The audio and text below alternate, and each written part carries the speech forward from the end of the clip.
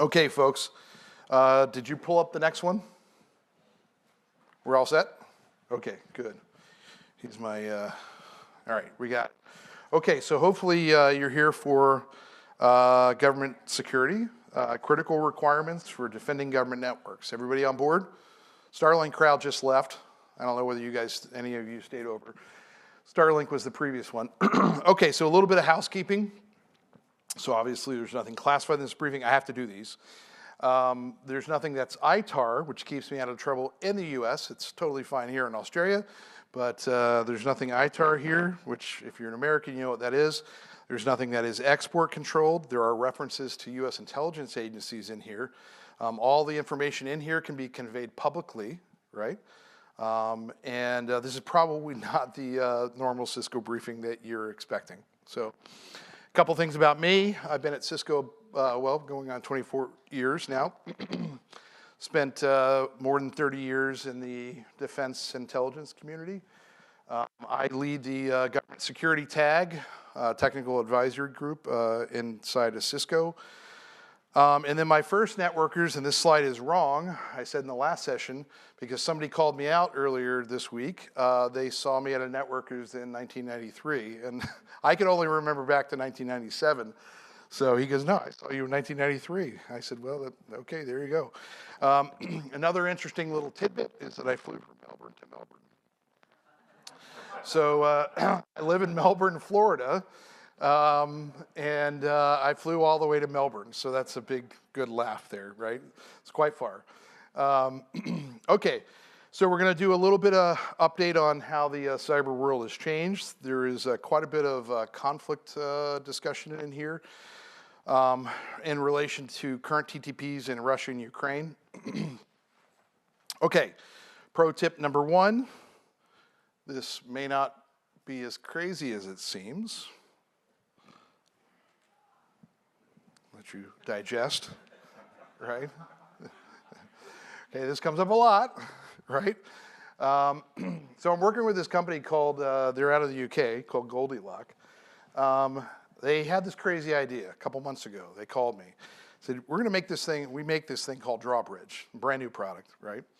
It is a series of physical relays, right? Duck, duck, duck, duck, duck, duck, duck. Surface area attack reduction, right? And this is also the executive oh shit button, right? Look, I can't find Bob. Bad stuff is going on. Find Bob. I don't know where Bob is, sir. Look, we got to shut the internet down. Make that happen. I don't know where Bob is, right?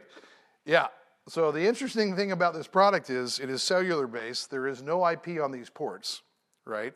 It allows someone in an executive capacity, as an example, to log in and terminate all connections, right? So you're gonna run your firewalls and your exit points through this, and duck, duck, duck, duck, duck, duck, duck, duck, duck, all off, right? Pretty interesting product. I've been taking a look at it for a couple of weeks now. It does exactly what it says it does, right? So you may wanna consider this for government security. We always have a colonel somewhere or some government leader that says, look, the internet is freaking me out and I don't want to get fired. How do I disconnect things? And it's like, well, okay, aside from that, right? You know, I mean, that's what we kind of had to tell him. Well, you can go unplug it. He goes, I don't know what to unplug. Like if it gets bad, I need to unplug. And so this is an interesting option for that. So this is just the UI for it. It's really simple. They're just physical relays and pop, pop, pop, pop, pop, off, right? So, all right, so there's your pro tip for the day.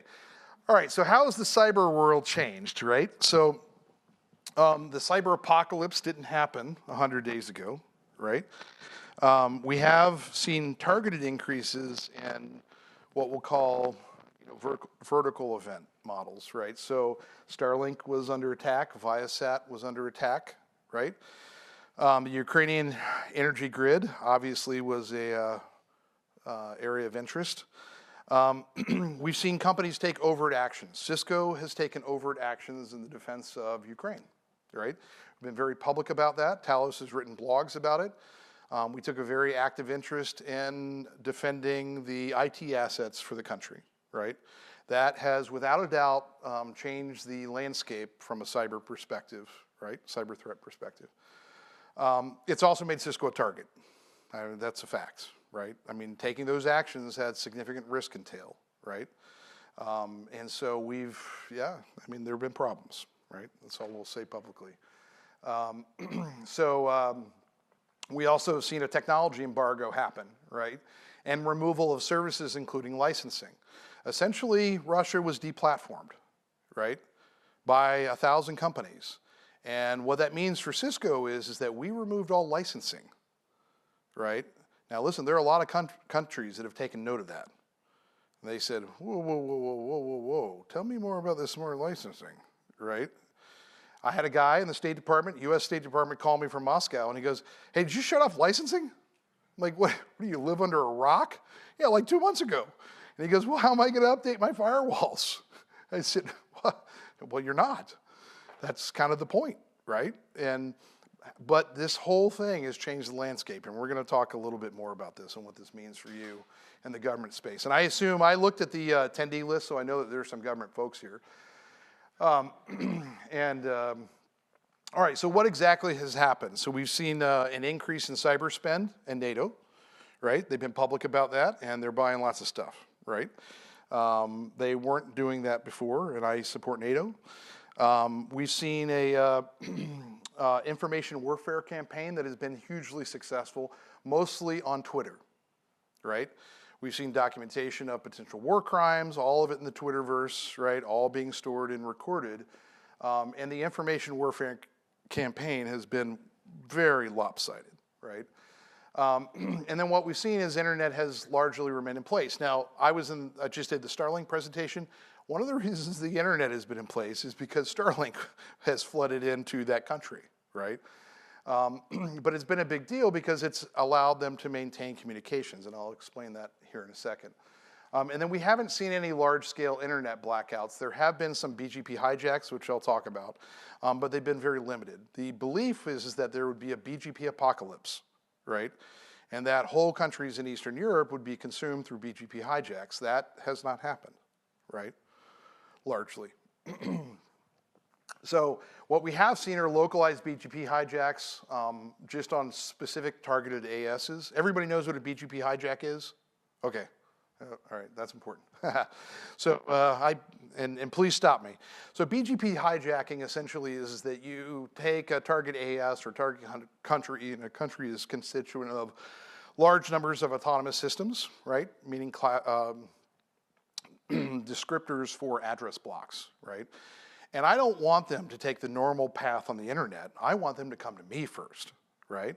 Now, I may choose to filter certain traffic, or I may choose to dump all of the traffic. But if all of the internet traffic destined for my buddy Tal up here comes to me first, I make those decisions, and that's a BGP hijack, right? Essentially, it requires some access to infrastructure, but what it largely means is that you can consume potentially an entire country's worth of traffic, right? And the denial of service scenario is all of that internet traffic just goes away, right? You can be sending all you want and it's going right on the floor, right? Because I'm the man in the middle from a forwarding perspective. Okay. So this was a slide that I put together, and I was asked to do what was called, at the time, Cyber Cold War analysis in 2019, right? And we were asked to sort of project what Eastern Europe might look like in a cyber scenario. And, you know, look, I'm not trying to claim any credit here, but we were really right about this, right? And and what we found is that we were super right, and we understood what the cyber targets were going to be. We understood the country infrastructures. You know, for example, 96% of Moldovans are internet connected. Who knew that, right? You wouldn't think that. And a huge number of people in Ukraine were internet connected, right? Very internet savvy, highly connected country. So what we found is that countries have realized how important internet access is, right, for international support and communications. Ignore for a second that people just want to do email, surf the web, whatever. They need international support, right? Coordination. People do that over email, right? And phone calls. So it's been really important for internet access to exist. One of the other things that you should take away from this is that there's this new term called sovereign cloud. It's not really new, but it means different things now, right? And countries have done analysis on this and said, hey, yeah, this licensing thing, I don't want that to go away. Or this SaaS service, could be a Cisco SaaS service, right? Software as a service that exists. Could be Duo or Umbrella or WebEx. I don't want that to go away. So I think that I want that in my cloud, in my country, so that if Cisco changes its mind or any other company, that those services stay in place, right? So these are very important calculations, right? Especially for us at Cisco, because we can't afford to build 181 sovereign clouds, right? Of all of the SaaS services that exist. That's not a thing, right? So it's kind of a big deal. So what we're seeing are countries are already coming to us and saying, hey, listen, we expect this as a mandatory operation, right? So some of the countries in Europe, India, China, obviously, have said, we will expect to see sovereign IT operations for your delivered services in our country. The US does this today, right? You've heard of FedRAMP? Anybody in here? Right? That's a sovereign cloud, right? We don't call it a sovereign cloud, but that's really what's going on, right? We basically say, well, you're gonna have to run it in Amazon GovCloud. And GovCloud in the US is a US sovereign, IT resource. And then there's been a substantial focus on license operations. Listen, if you can't license a product, you can't use it, right? And if licensing goes away and the device can't phone home anymore, right? Everybody's done that math. Nobody paid attention to it too much before, other than the guy having to put the license information in, right? But they've all basically said, hey, listen, I need to have disconnected license operations if I'm going to continue to buy your product, all right? Tal knows this really well. This is the ICE product manager up here, by the way. So, okay, so, this week in cyber news, two things. One is that there's a huge NATO exercise, about 1,000 people, and in Tallinn, Estonia, and so they're gearing up. And then the funny thing is that we found that I think it's 87% of defense contractors don't meet basic cybersecurity requirements. Shouldn't surprise anybody, right? So in this country there are large defense integrators, just like there are in the U.S. They'll meet cybersecurity requirements. The problem is that you've got Bob that produces a critical component for the F-22 as an example, right? And it's Bob and his 5 employees. They have no IT staff. They don't really know what cybersecurity is. They just got to kind of do email and build their part and then ship their part. This is the problem. And in the general context of what we'll call defense security, defense industrial-based customers, there are tens of thousands of them, right? You guys know companies like Lockheed Martin and Boeing and Raytheon. Yeah, they have massive IT budgets, right? They can afford to do cybersecurity. The guys that can't, and it's just like the retailers for PCI, right? Before they had a cash register and they had some crazy POS system and that POS system got hacked and they lost a ton of money. Now PCI standards in place, they can't do that, right? They have to follow rigid sets of rules, and that's essentially what's happening with CMMC. The problem is there are tens of thousands of people that can't afford to do any of that, right? They don't even understand it. They build a widget, and that widget is made of metal, right? And they operate a lathe, and that's all they do, right? They don't understand cybersecurity. Okay, so some global trends. So hardware supply chains. It's uncomfortable pause. I don't make the products. So, so critical weakness, right? Look, I think everybody's seen their supply chain orders go lengthy periods of time. Interestingly enough, of course, for supply chains are immediate delivery, right? So this is an important point here, right? We build, really robust, secure architectures, largely based on complex hardware. That's a fact. You come to Cisco and we build a high-end firewall as an example. That firewall has a lot of components in it. A lot of them are custom ASICs, right?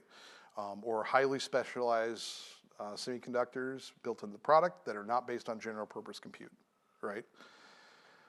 There are several scenarios that play out in the future. One is that hardware supply chain goes to infinity for those products, right? And you are left with the existing global fab supply chain for general purpose compute. What that means is you're going to be doing a lot of cloud-based computing, right? Because it is based on general purpose compute and number of general purpose processors, right? And software automation. The problem is that you're geared towards delivering a hardware IT service, right? So if you're not cloud oriented, it's a huge change. Your workloads now move, your protection models move. You're not deploying a physical hardware firewall, right? And so we have to start rotating, and the governments are thinking about this. They're like, hey, whoa. Let's play a Taiwan scenario out, right? I'm gonna say countries, and it's gonna make some people uncomfortable, right? We do our production with Foxconn, right? It's a Taiwanese company. Production is done in China. If the hardware supply chain goes to infinity, we're not shipping products, right? We fortunately ship a lot of software that is virtualized that can run in cloud environments, right? If you're not familiar with what those packages are, TAL makes one. You can buy an ICE appliance and you can buy an ICE VM, and that VM can either run on ESX, right, or it can run on another hypervisor. And literally, I force these guys to get ICE into Amazon, right? I said, trust me, right? This is something we need to do. So that you have access to actually launch an ICE virtual machine in Amazon as an example. You can literally click launch instance and voila, you got ICE up in Amazon, right? So some new things to talk about. So we operate this network called CPN. Not many people know about it. It's to support, it's government customers. Not US based necessarily. We don't operate inside Cisco because Cisco's a big pain, right? Obviously, we have a big InfoSec organization and they don't like us running stuff like this, right? Customer things. So we got our own BGP peer to the internet. We run in Raleigh-Durham and in Herndon. We got a lot of HyperFlex compute resources. We run big CML labs for customers, things like that. Cisco modeling labs, if you don't know what CML is. So it turns out that when you call something this Cisco public sector network, right, and there's a BGP AS assigned to it, and it doesn't take long for people to figure out, hey, well, that's US government stuff, right? And it becomes an interesting target of opportunity, right? So we didn't really plan it this way, by the way. We just kind of stumbled into this, and we had a series of incidents, I'll be honest, and there's a lot of cleanup on aisle 4 going on. And we said, hey, listen, why don't we rotate this and collect information, right? It's pretty useful. This is just a rough drawing. It's not precise for obvious reasons. But we have a full BGP peer to the internet. We have Amazon Direct Connect. We run a lot of stuff in Amazon. So we have an AWS Direct connection coming directly out of RTP. And we run a whole lot of security tools, which are obviously not on here. Like I said, CML clusters. Has anybody used CML in here? A couple of people? Okay, so this will make a little bit of sense then. All right, so this is Cisco Modeling Labs. This allows us to actually take virtualized instances of products and run it. Now, you can say, well, I can do that in Amazon, I can do that on VMware. That's true, that's totally true. This is essentially a hypervisor interface. This is not meant for production, but it is meant to drive this concept of immediate delivery in software supply chain, right? Allows you to model and stand up what you're basically going to field, right? The output of this from each of the devices is essentially a YAML file, right? That you can stick into a GitHub repo and have version control and everything else, right? Which is what we do. You can automate this entirely. So we have Ansible playbooks written for this to stand things up. and allows you, this happens to be a government VPN network that I built as an example, right? And this is all running real code. This is just iOS XE as an example, right? This is just version 17 we'll call it 8, right? You know, we can just update things dynamically. So it's very convenient. So like I said, when you put things like this up there, then people start getting interested, right? And so we see lots of new TTPs that come up, which again, we did not intend to do originally, right? We kind of stumbled into this and said, well, this network's getting a lot of attention, right? Why don't we start paying attention? And so we did. So what we found is a huge increase in activity on US networks, you know, in, beginning of this year, right? We saw large C2 networks running out of, obviously, Russia and Belarus. I'll talk a little bit more about that. So obviously, looking for federal government-related networks, we saw a ton of probing. That's just normal internet stuff. Don't forget, deny-all is super effective, right, for egress traffic, and we'll talk a little bit more about that. And then what we found is that we unexpectedly ran into a series of event load problems. So we run our FMCs, or firepower management centers, up in Amazon, and we crushed them, right? And so we had to start building new ones that were a lot more expensive, by the way, to run, because we get billed for it like everybody else does, right? And so our bills ballooned because we had to run 9XL instances to sort of keep up with the attack velocity, right? So my boss was not super happy about that. Had to explain the value of it. So some new observed TTPs, and I'm going to go into a little bit of detail here. So quite simply, we all know how network time protocol works, right? Got a client, it does an NTP request, goes out to someone, and says, give me time. And so I update my Mac or Windows machine, go to time.windows.com, whatever. And so what we started seeing was a lot of traffic coming in from Russia, which we have StealthWatch up and running, obviously. So we have StealthWatch Cloud and StealthWatch Enterprise and a bunch of other tools.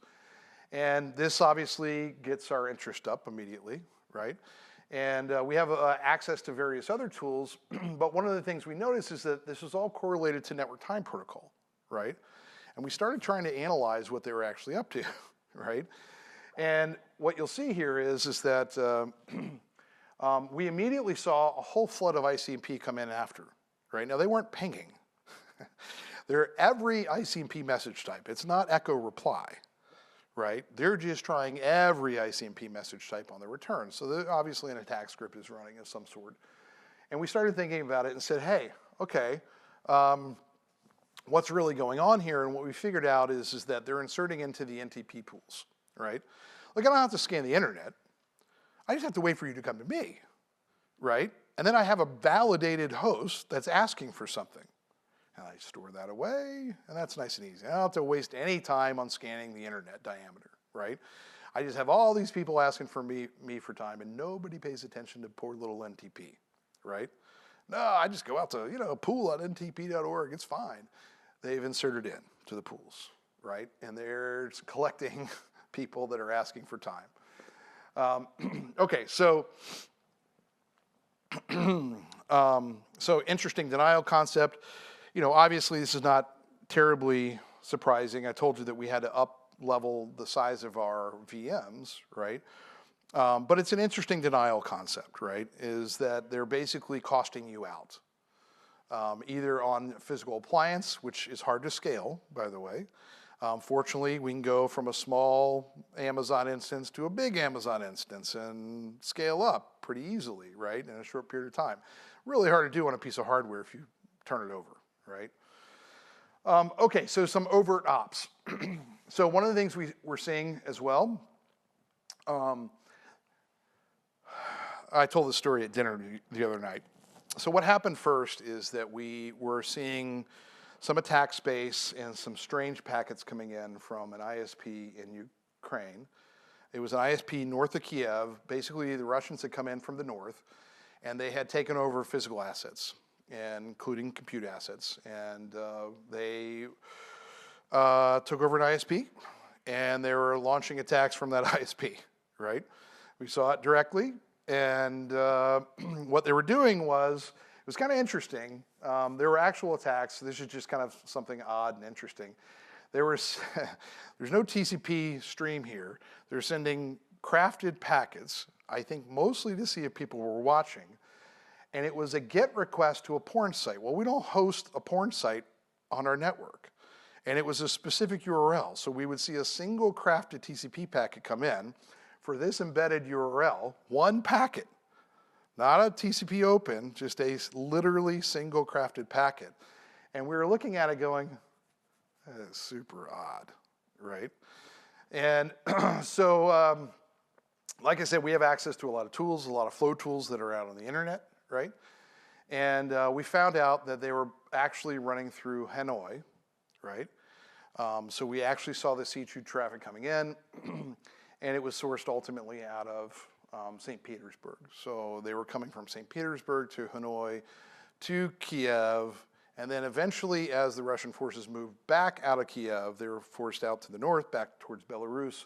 They moved to an attack surface in Kherson, right? And then subsequently, in the last month, those attacks have stopped, essentially, because they lost that territory in Kherson, and they've been pushed back, and they don't have any IT assets there.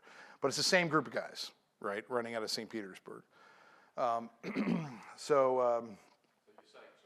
soon as they get out of Ukraine and into Ukraine, they stop? Well, it's hard to know what they're doing, right? We see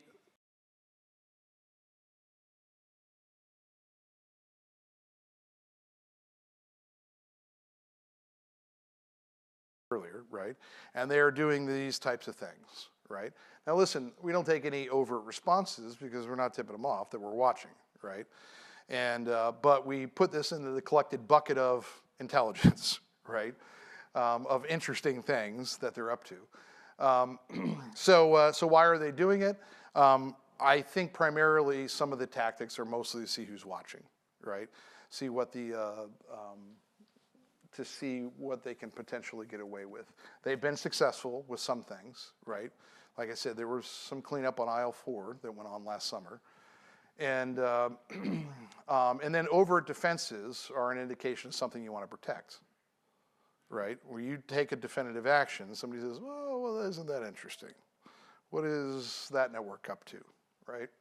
So anyway, okay, so any TTPs anybody wants to share? This is usually when nobody shares, by the way. So, you know, if you have anything interesting that you've seen in the last 6 months, you can also share in the WebEx Teams room if you want to, or you can email me personally. We're always interested in new TTPs that people are seeing, right? Okay, critical network defenses. So the National Security Agency, you know, has a couple of missions. It's kind of like, you know, they have a mission similar to DSD here in Australia. And they also have a mission just for security, right? They basically produce hardening guides, as an example. They produce a whole bunch of open material that people can consume totally publicly. You either do it or don't, right? You either agree or you don't. But they have a whole series of network infrastructure security guides that they've been publishing for years. A lot of it's based on Cisco gear. So they basically ingest the Cisco gear. They produce this hardening guide, as an example. At the end of this presentation, there are a whole bunch of links that you can go to. Cisco produces hardening guides, and NSA does. I highly recommend you go read them. If you don't trust NSA for some reason, you can just read the Cisco guides. They just copied our guides. That's all they did, right? So, okay, so some critical network defenses. These are really important. Detailed egress ACLs. I get it, they're a pain, right? They're absolutely important. Look, if you do IP any on the egress to the internet, right, you laugh. A lot of people do that.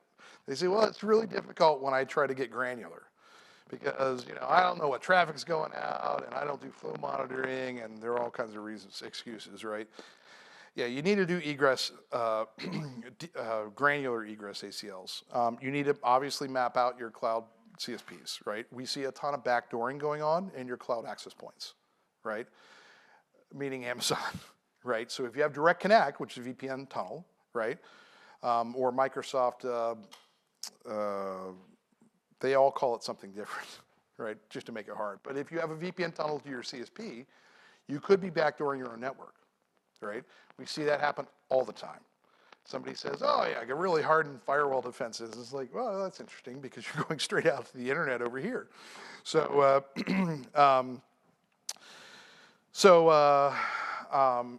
so employ tools like GuardDuty, right, and Detective and Amazon as an example.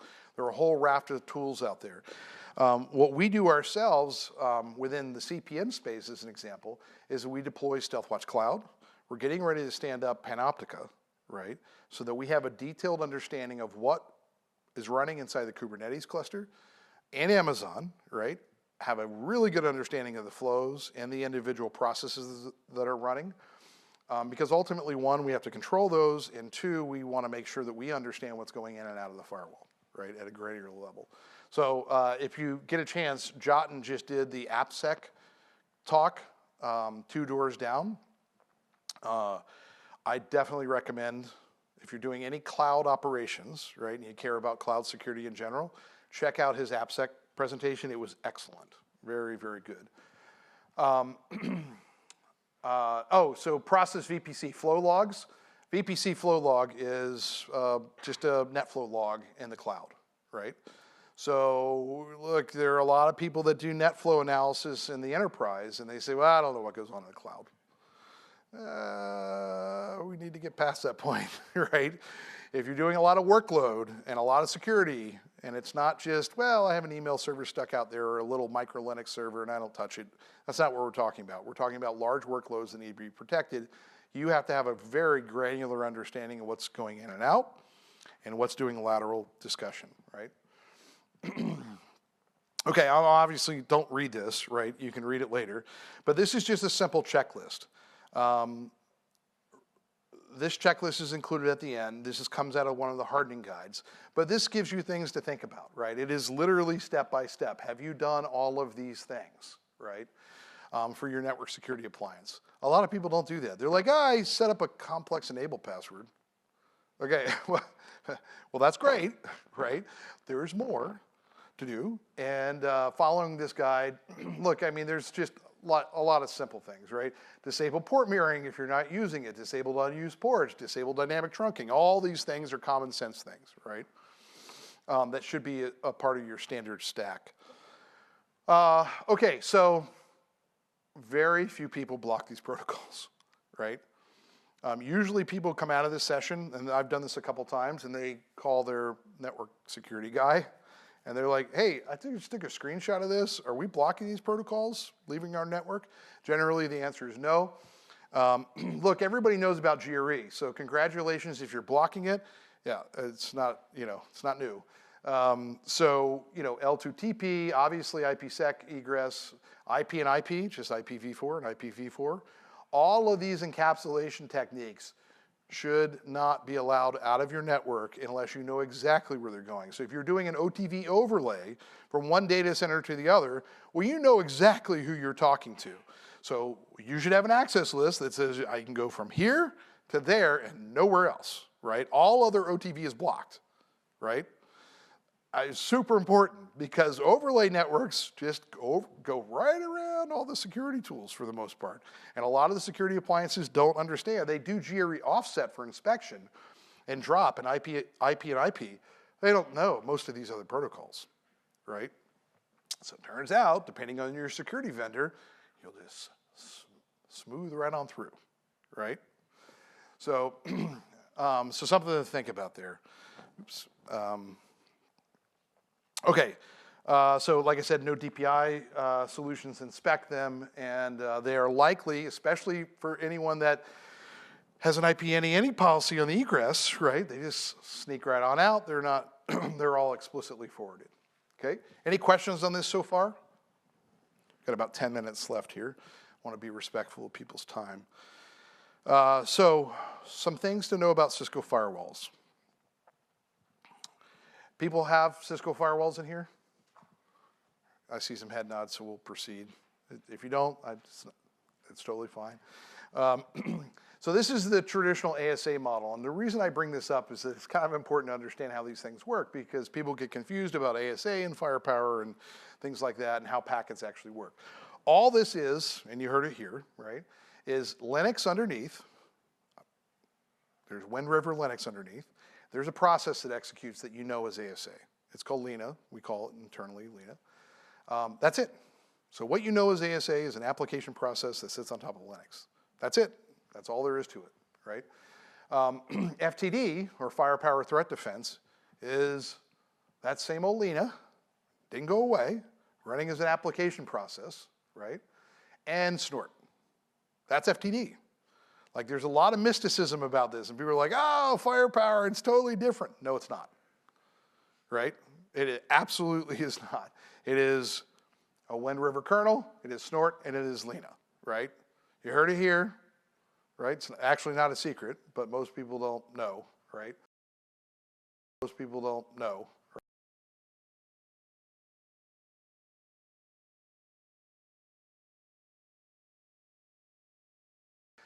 You know, you have the ability to do things. Did anybody know that you can bypass Lena in FTD?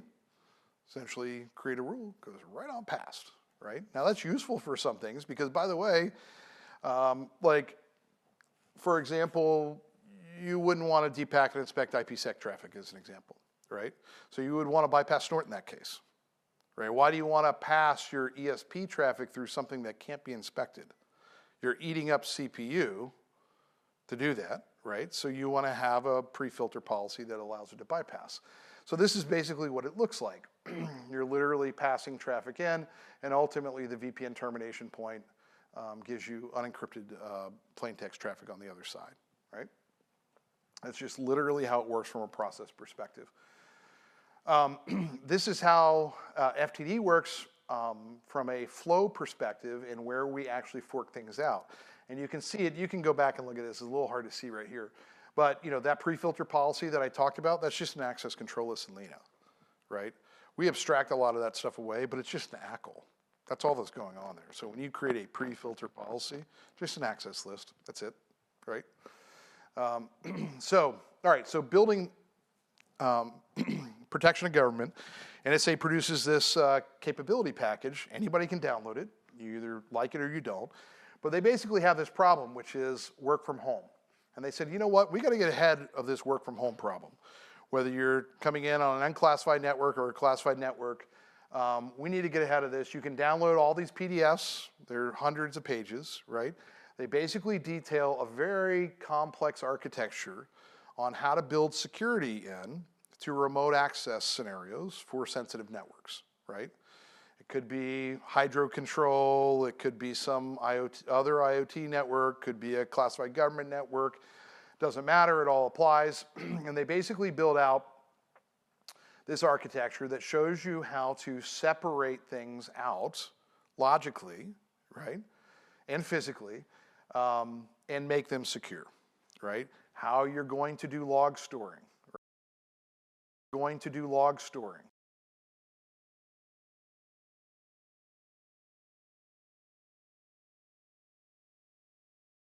Multi-layer VPN looks like, right? We call that transec, but basically on the outside there are two tunnels. So on the internet there's a transec layer, which obscures the inner traffic. It's also a protection layer. So if you screw up the crypto on the inside, you know it's still being encrypted on the outside, right? Because at the end of the day, there we go. At the end of the day, you know, this supports a scenario where you're coming in over the internet and terminating a VPN and getting access to a protected network, right? So these are all available for you to download. You just Google NSA CSFC as an example, and they have very detailed architectures that literally paint a picture of how you would roll these things out. They're really quite good. And so along with this, they basically have an adjudication package, meaning a trust package, where you basically say, yes, these are all threshold requirements. I literally am building this architecture in this specific way, and it becomes a checklist, right? So we talked about checklists before, how you would build things in a reliable fashion. This literally tells you where to place explicit firewalls, right? And it could be from different vendors. And this is an example of where you would place ASAs as an example, right? And this very complex edge architecture that allows for you know, for, you know,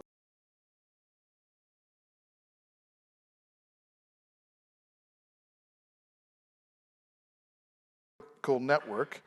So it really depends on what you consider a critical network. A lot of people think that defense networks are critical, obviously. First responder networks, super important, right? Citizen internet access, that's a new one, right? And then internet access for foreign interests, those have become critical. So they became critical here, and Elon Musk sort of stepped in and shipped thousands and thousands of terminals, right? And so where there was internet disruption, you know, that went away, right? So the Russians weren't standing still. They went on the attack, and China noticed too, and suggested that they should destroy the entire Starlink network. I don't know how you would do that, by the way. There are thousands of satellites. There will eventually be 12,000 satellites. I don't know how you destroy 3,000 satellites, right? One, maybe, sure. What's that? Well, there are a lot of ground stations out there, and there's something called polar orbits. If you're interested in this discussion, by the way, my previous session in this room was on Starlink, so you can download it, right? Or watch the video. The polar orbit solution is the answer to that ground station problem. So, so you know, the Russians went on the attack, and they started jamming using electronic warfare the frequencies that Starlink was using, right? So, look, these guys are super dynamic and smart. So they did what? Switch frequencies, right? Oh, look, internet's back up. Well, EW equipment is tuned to specific frequencies. You can't dynamically change it because they're geared towards an adversary's frequency use, right? They're not geared for Starlink, right?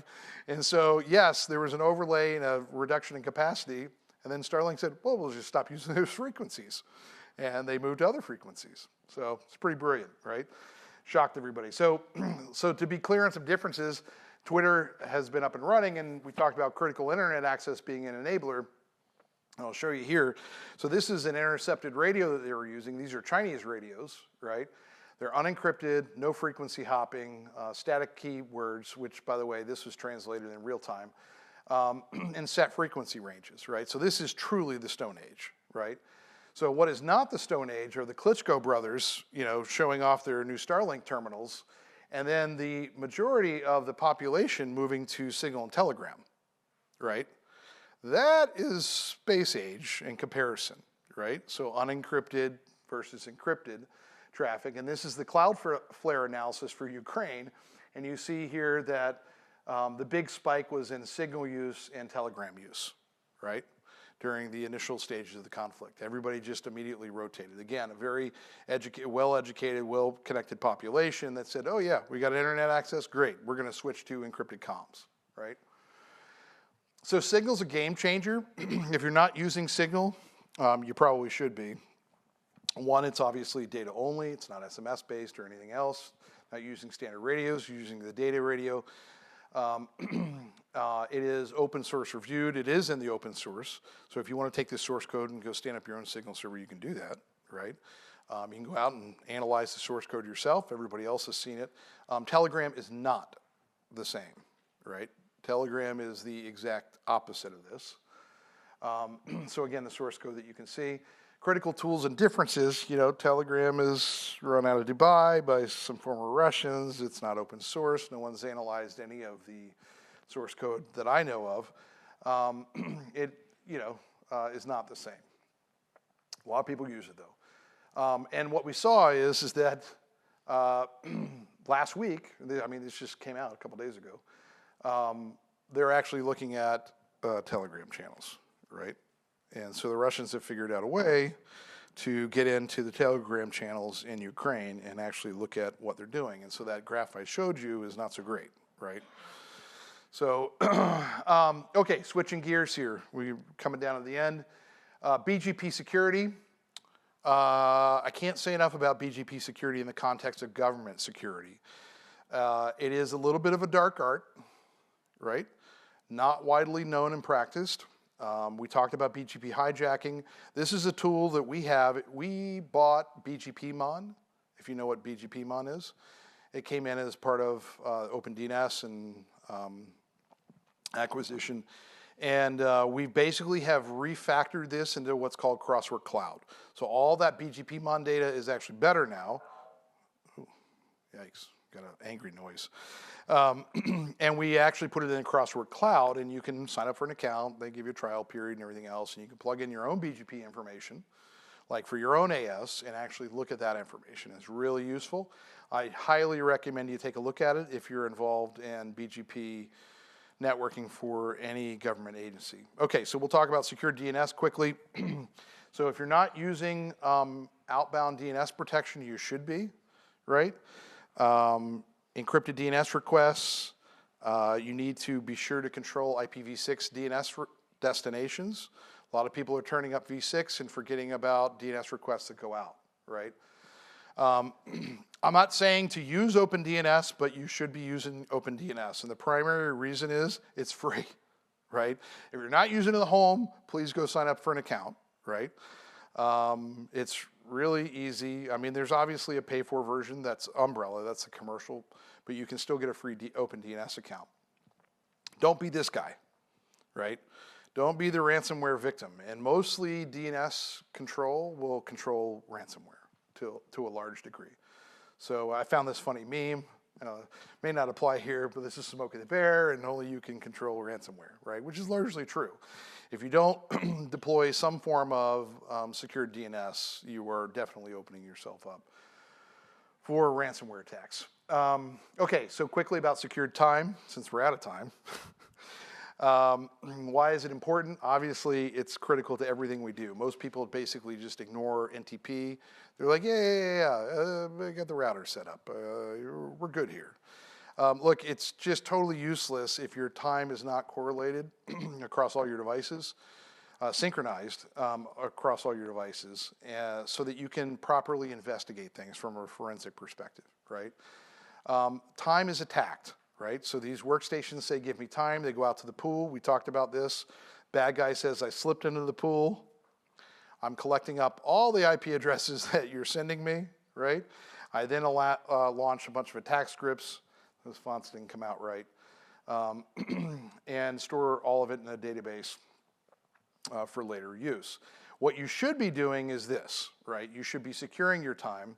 Well, first you should be securing your egress time. Do not allow NTP to go out of the network unrestricted.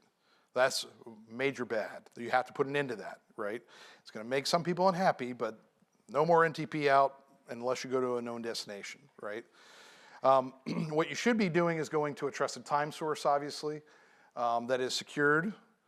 Today, NTP is secured with MD5, which is not security, right? That is the opposite of security, right? So what we should be doing is actually this. This is your most resilient option. Using a GPS clock, supplying NTP locally based off the GPS receiver, and then doing what's called RFC 8573 and 4493. So MD5 is 128-bit message digest, right? The NTP guys were super smart, and they said, listen, we can't fix NTP. It's a standard. But what we can do is go in and use RFC 4493, which defines AES CMAC, 128 bits, and basically do a one-for-one swap. So we're not using MD5, we're now encrypting with AES. It's the same bit field compatibility within the protocol, nothing changes, right? And what you get is 8573, which we support on the routers, right? That allows you to actually encrypt the entire stream, right, to a local source, and more. Not a lot of pools support it yet. They all do MD5, right? But it allows you to encrypt locally your NTP stream. Here are the RFCs if you care to go out and look at it. And I apologize, we're 4 minutes over, so I'm running behind. So VSAT communications, we just talked about. The Shadow server went out and found 380,000 Kubernetes API servers that were completely open. That shouldn't surprise anybody, right? Jotin just talked about this in his AppSec security. And then not long after that, NSA releases the Kubernetes hardening guide and says, hey, listen, government folks, They're not trying to solve problems for the world. They said, but if you're running Kubernetes, you have to do this, right? Because of exactly this problem, right? So a couple of things to pay attention to. Obviously, this week you've heard a lot of zero trust architectures for the US government, a lot of other governments. ZTA is the leading discussion, right? Everybody wants to talk about their zero trust strategy. Another thing that we're spending a lot of time on in the US are quantum resistant algorithms for VPNs, right? If you want to talk about that, hit me up in the Teams room. Happy to talk to you about it. Here's the security reference architecture, which basically talks about a lot of technologies that we have here. And then lastly, a lot of government folks care about certified firewalls. This is a roadmap for all of the certified firewalls, as an example. We publish this. You can go in and look at all the versions that we have here, and which ones are certified, which ones are roadmap to be certified, and which government-specific features we're building into the certified versions, right? Okay, and these are the hardening reference slides, which I'm not going to go through. You can look at those at your leisure. They're just a series of links. So, hey, folks, I apologize for being 6 minutes over. Surveys are super important. Tell me what you like and didn't like. You can be as brutally honest as you want to be, as long as you give me 5 stars, right? No, but seriously, if you be open to the Teams room, right? Hit up the Teams room. You got a question that I didn't hit up here, let me know. All right, thanks guys for coming.